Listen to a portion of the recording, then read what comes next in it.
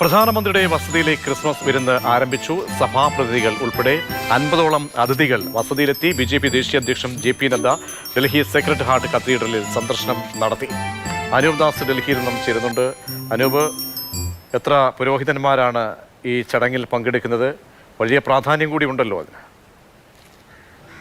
പ്രജീഷ്, പുരോഹിതന്മാരും ഒപ്പം വ്യവസായ പ്രമുഖരും ഉൾപ്പെടെ കായിക രംഗത്തു നിന്നുള്ള ആളുകൾ ഉൾപ്പെടെ 50 പേരാണ് പ്രധാനമന്ത്രിയുടെ വസതിയിലെ ക്രിസ്മസ് വിരുന്നിൽ പങ്കെടുക്കുന്നത്.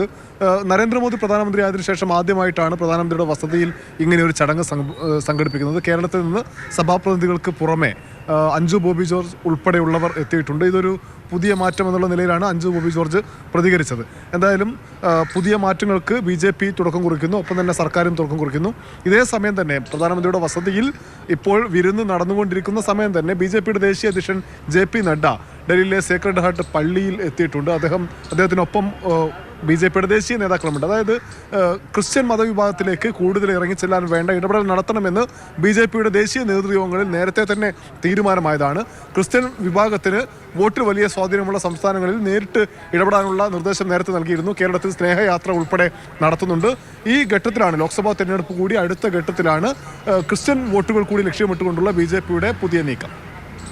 ശരി, പ്രധാനമന്ത്രിയുടെ വസതിയിലെ ക്രിസ്മസ് ദിന ആഘോഷങ്ങൾ ആരംഭിച്ചു. പുരോഹിതന്മാരടക്കമാണ് പങ്കെടുക്കുന്നത്.